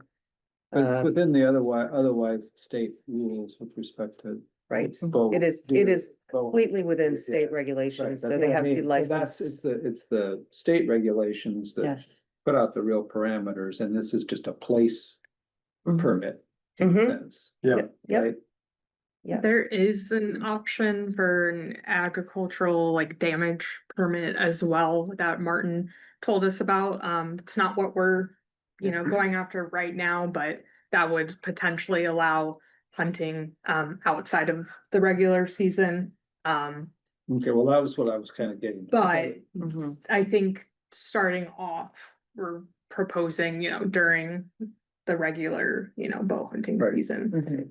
That's what I meant, is that we had a lot of detail about a lot of things, but we didn't want to have detail about sort of the times and this and that, and my Yeah, we assumption didn't have was that we are information. dealing with the regular deer hunting season Yep. and the regular deer hunting rules. Yes. At the moment, yeah. For the common. Right, so it's a half an hour before dawn to a half an hour after dusk. Hunters do have under the state law, they have the ability to recover later. We would post the land, with notice that there would be hunting occurring. Similar to what the land trust does, they have Mhm. hunting at Yeah. Bright Woods. Yeah. And, you know, as Lise mentioned, they have a hunting program at Nurse Neck. Mhm. That they've been probably doing, I think probably close Yeah. to 20 years Yeah, now. but the signs that are posted are not they're not to warn people from a safety point of view, because the safety record is impeccable. There hasn't been any issues at all. Mhm. It's more, you know, so that people know it's going on in case they see a hunter with a bow or they see them retrieving a Right, deer right. or such like, so. Right. So, yeah, I mean, to These that seem to point, be this. smart deer, so maybe we can put a few hundred yards. somewhere else. To, Yeah. to Sarah's Okay. point about safety, there's been zero injuries from, Which is archery. great. Yeah. Yeah. And I forget what the number was, but I think it was like 60,000. I mean, it's, you know, it's not an insignificant number of records, you know,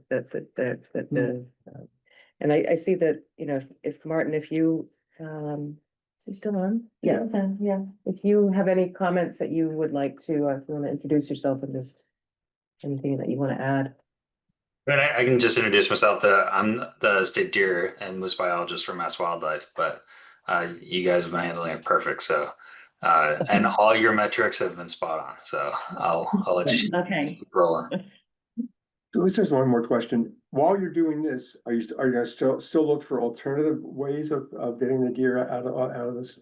Out of this? What are you I thinking mean, I of? think we're going to probably make a taller fence. That's what I thought, yeah. Yeah, and we have worked historically with the same fencing company in New Hampshire. And we periodically talk to them about like, it's getting worse, what do we do? Yeah. Let's bring another couple feet up. So we have some ideas, we have been using, with some success in smaller areas, this 10X fence, which is like a netting, it's not like a super small netting, but the squares are about that big. And when that's 6 feet tall, and then we have a line above it. Yeah, I know you mean, that's what we did actually. Yeah, that seems to work, we just haven't done it on like a large scale, and it's a big investment to get all of those, and the controlling the brush underneath it is also an issue. So not that, you know, like if we're not actually using, if we're not actually electrifying it, then it doesn't matter if it's That's right. brush is growing up. That's But, right. yeah, so that's one thing that we're probably gonna Start looking some. try to do next Maybe year. in portions or something. Yeah, as you can move yeah. along. Yeah, that makes sense. I see we have a question, so I'm gonna move to public comment. Oh, Yeah, quick question, I'm Paul Bone, Select Board Liaison. You mentioned this a pilot program. I'm curious how you're gonna measure the kind of the efficacy of the program, the metric. How do you determine for pilots? If none of our vegetables get eaten. Right.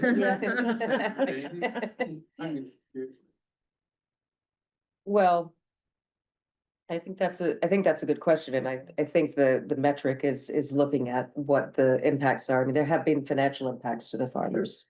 And so if there's a reduction in that, and I'm not gonna ask this unless, Paul, you're looking for it, but you know, you could sort of see it since 2023, when you started experiencing this as an issue, you know, is there a change, you know, is there a change because you're in the financial burden, right? The extra time that it takes to put up the fencing, the lost row cover, the lost crops.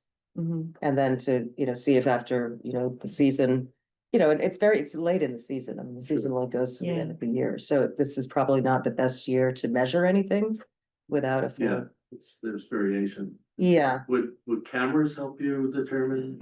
You know, we actually had a guy who worked on our crew for years who set up a trail camera. Yeah. But more to like check out coyotes. that Right, kind of what else shows up? But yeah, I know. Encourage those, that'll help you with the deer. You know what? They don't really hunt the deer. No. They- Deeper snow. Yeah, yeah. we have another public comment at the back.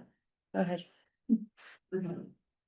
Two questions. One is, Just sorry if you can introduce oh, yourself. sorry, Linda Olson, before last one. Have you considered four-legged deterrents like dogs? So the issue with like introducing other animals onto the property is a food safety issue. So we can't have like dogs out in the fields, because then they could contaminate the vegetables. But you have it fenced in. You have it. You showed in Well, the not photograph all, there, you but have that's it the fenced in with cage over, so that would keep the dogs out too. Right, we would, I guess, we haven't yet used that fencing like all the way around. Okay, properly. Thank you. And the other question I had, was, it looks like from the map that was up there, it looks like there's a lot of housing around, and I wasn't sure where the actual hunting area was gonna be in, because my fear, where I used to live, they had a bow hunter and I had dogs on, and we had a open field property. And I was always afraid that they would shoot in the direction of our property, so I would just say that's a concern. And how to avoid or reduce it. Yeah. So, you know, really the only place at Barrettsville Farm where you could hunt is on this parcel 52X. Or how about over by the And stream? Yeah. 15B. So which way would it be shooting towards, like? The deer. They're supposed to shoot down and some, Margaret, if you could. To the fields? Is it, I don't know how down it has to be, but, The deer are kind of coming under. Martin, maybe you could talk to any You're up in a state. Concerns with, So you're shooting down at the deer that's very close. with pets being hit at all. I can kind of clear up that in terms of the safety piece here. So with these properties, if this is just going to be archery hunting, you're not shooting that far. So at the very longest range that a hunter is going to be shooting an arrow, you're looking at about really 30 yards. That's the overwhelming majority of archery shots are within 15 yards. So you're not even, if you're going to be in either of those two parcels, you're not going to be shooting anywhere near the other properties. This is not like rifle hunting like in Western states. Even in shotgun seasons in Massachusetts, we don't have the open landscape that necessitates long range shots. But if you're doing this as just archery, yeah, you really aren't having any shots like that that are going to even get close. Like when we're talking, 15, 20 yards, that's very close. That's like, very small distance. So that's really not an issue on that end. And certainly there's a perception that some folks have about that risk in terms of pets. But as you said earlier, in terms of the fact we have 60,000 licensed hunters on the landscape, about 40,000 of them that archery hunt each year. And we don't have cases of issues with pets. That's just not it's just not an actual consistent, like an issue really at all.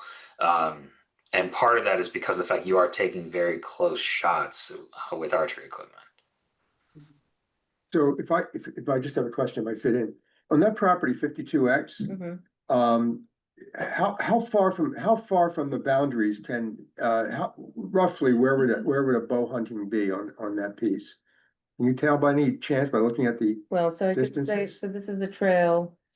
And, I think you'd want to be, that's, and this is actually 42A, so, you'd want to be probably a minimum of. Is there a regulation about how far they have to be from the trail?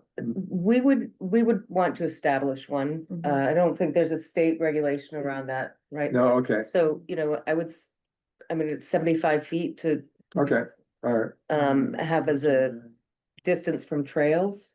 So that puts you, this is 60 feet, so you're, halfway into this, Okay, I see. right? All right. That's 100 feet. So, Okay, yeah. it's a rough idea. That's helpful. roughly, yeah. Sorry, you had some more. Hopefully that helps. Yeah, another question? Hey, Natalie, for Losbrook Road. Curious as to what the cost would be to involve in constructing 8 or 10 foot deer fence around your property. If there's any state funding available for that or it would definitely be too expensive for us to fund without grant funding. As I mentioned, rest I think available or is that an option or? I think that I've heard of people getting grants for it.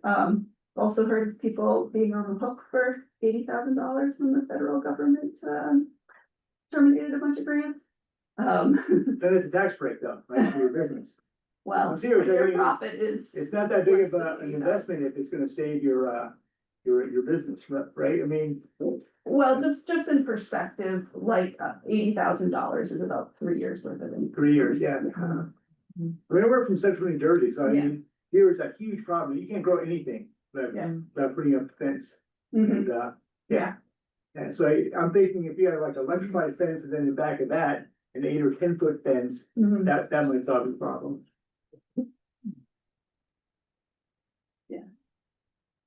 Anyway. Yeah. Were there any public comments online?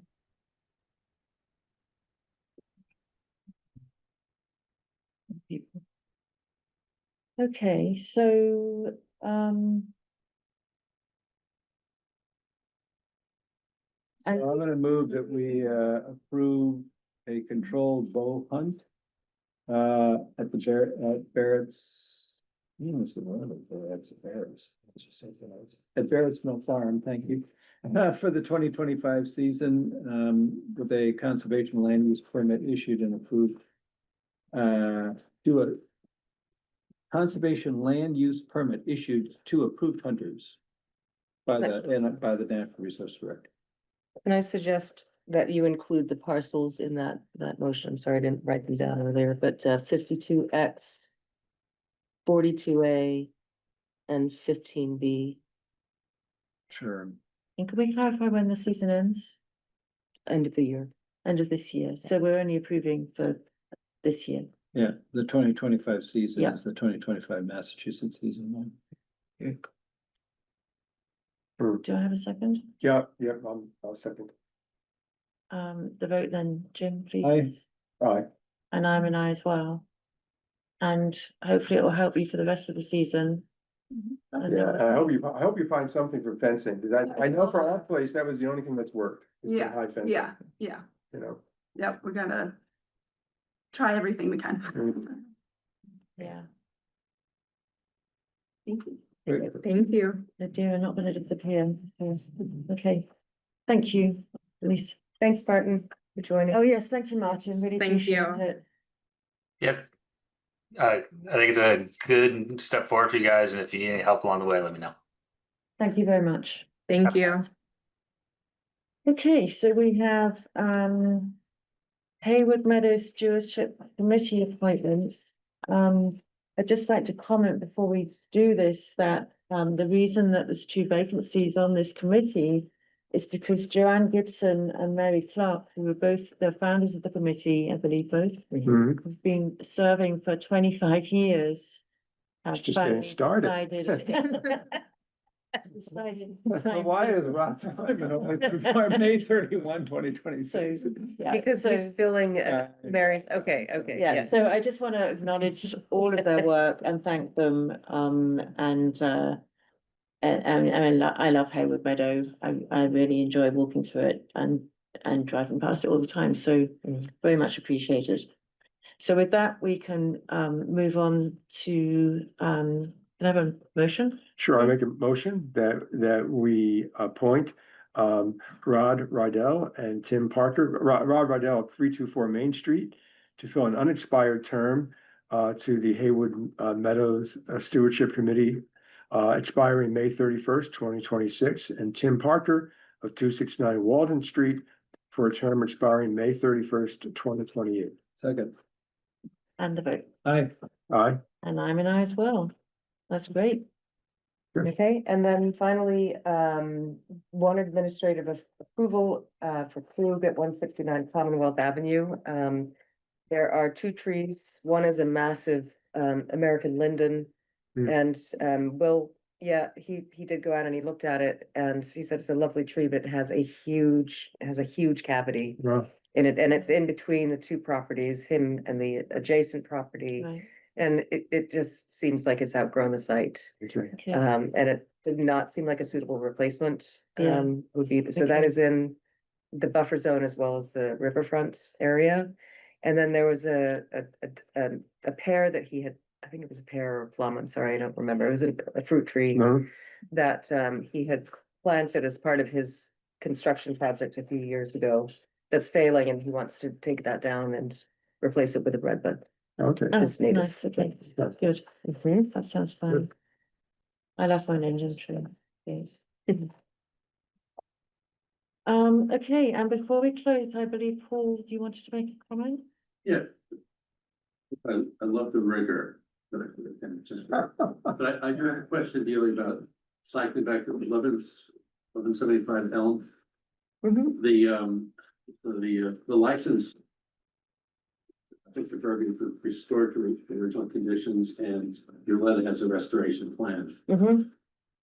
How do what is the restoration goals? Is it? It's a very simple restoration. I mean, it really would be to document that they're going to remove the stockpile, they'll probably put down some loam and seed it with a native seed mix.